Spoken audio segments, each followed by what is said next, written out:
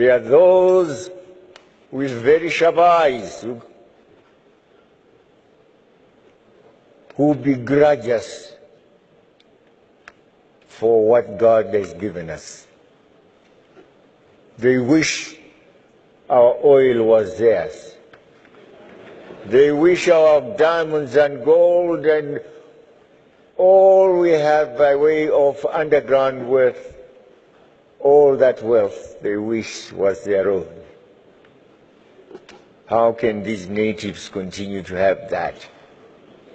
And when they look at their little island, the little British Isles there, naked with nothing to offer, except now the remains of coal, which they are burning every day.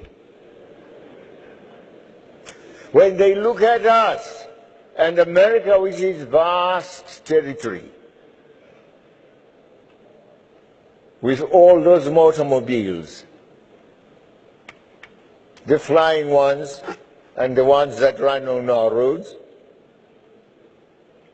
the railways, the trains, and they say, the oil we have is not enough, the fuel we have is not enough to sustain us, not enough diesel.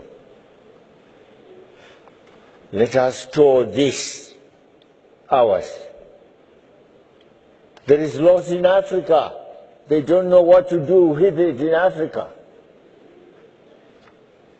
We will get it by hook or by crook.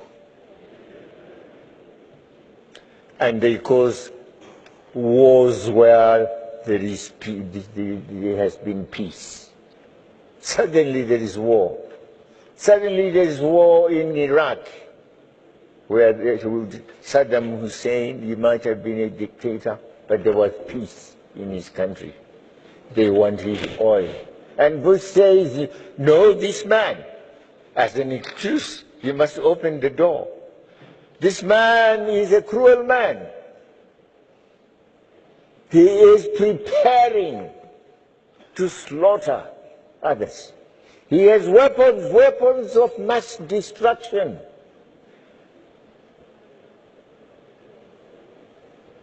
Poor Saddam Hussein has no media. He cannot answer properly. He cannot defend himself and protect himself. He has weapons of mass destruction. Bush goes to the United Nations.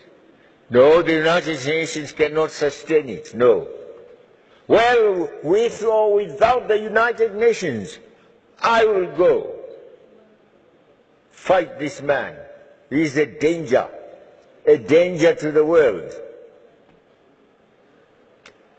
And little Bush says, sorry, little Blair says, I'll follow.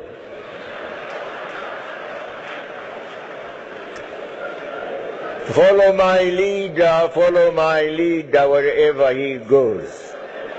And there they go, the two of them. And sure, Saddam Hussein, they arrest him from his hideout, and they had him tried, they had him executed. Later, you know, Mr. Bush, we told a lie. But we know how to put it to the world. Now we have found that Saddam Hussein had no weapons of mass destruction. In the meantime, Bush and his brother had a company sucking oil in Iraq. These are facts. The same story is told about poor Gaddafi, killing civilians.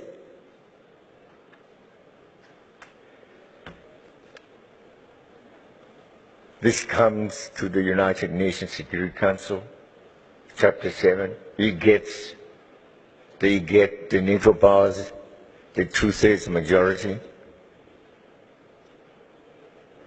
And there they go, all of them.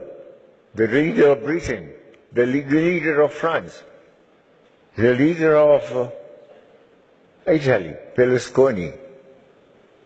You know, I never knew Berlusconi loved fights. I knew he loved women.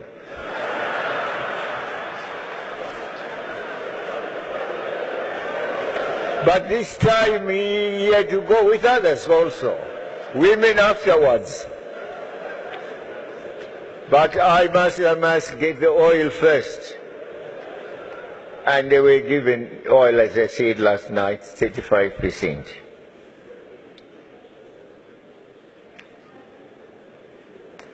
Gaddafi is killed, alongside children, also killed. I don't know whether 1 or 2 children are still alive.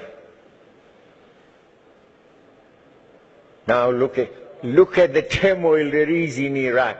Look at the turmoil there is in Libya. All that to confuse the situation so they can have an excuse to go in and draw the fuel as we fight each other. They are busy drawing fuel and enriching themselves. The same problems are caused us elsewhere. And there are others that we ourselves can prevent, that begin amongst ourselves. Tribalisms, racisms,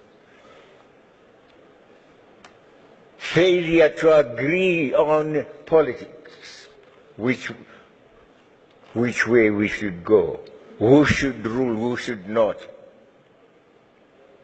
And we put a yoke on around our necks. We said each